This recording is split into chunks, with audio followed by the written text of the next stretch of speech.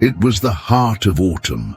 A fierce wind swept through the forest, covering the ground with golden leaves as if nature itself were laying out a grand carpet across the wild earth.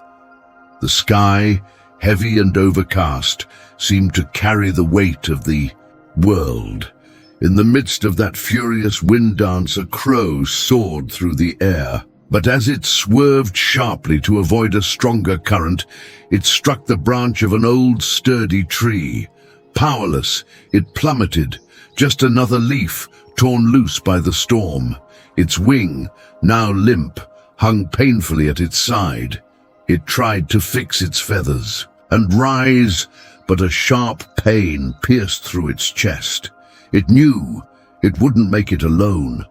Lifting its eyes to the grey sky, where flocks of birds crossed the wind above, the crow cried out with the last of its strength, "Help!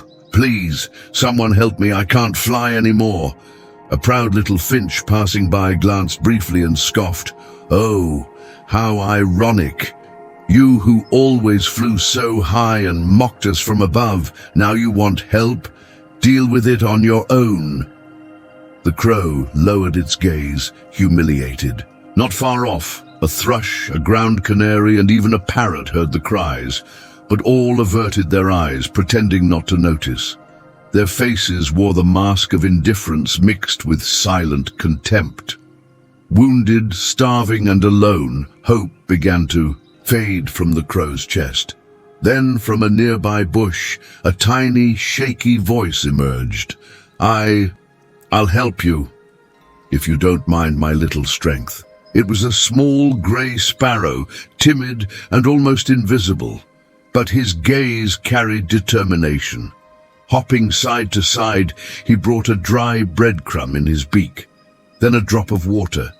He gathered dry leaves, building a humble shelter at the base of the tree and tended to the crow with care. Surprised, the crow murmured, "But why are you helping me?" The sparrow smiled sweetly, "Because you're alive. And because, if I ever fall one day, I hope someone wouldn't leave me alone either." Days passed. At first, the crow could barely move, but the little sparrow never left. He shared his crumbs, told stories about life in the forest and on cold nights, curled up beside the crow, warming him with his tiny body. And there, during his slow recovery, the crow learned something he would never forget. True greatness isn't measured by strength or wingspan, but by the generosity of a heart.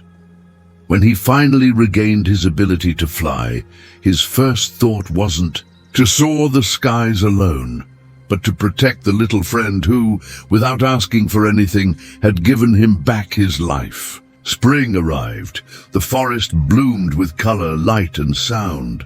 One day, while the sparrow was gathering seeds in a sunny clearing, a massive hawk leapt from behind a bush. Swift as lightning, the hawk attacked. The sparrow, caught off guard, didn't even have time to cry for help. But then, like a black arrow cutting through the sky, the crow appeared, huge, strong, majestic. He dove down with fury. His massive wings tore through the air with a fierce whistle. He collided with the predator and drove it far away, saving his tiny friend. The sparrow, trembling, looked up and whispered, "You saved me." The crow landed gently beside him, tilted his head with tenderness and said, "No, little one, you were the one who saved me first." And looking deep into the sparrow's bright eyes, he added, "Now I understand. True kindness isn't measured by the size of the wings. And the heart, oh, the heart can be immense, even in the smallest of creatures." Moral of the story, never underestimate those who seem weaker or insignificant. True strength often lives where we least expect, and every act of kindness, given without expecting anything in return, finds its way back to us when we need it most.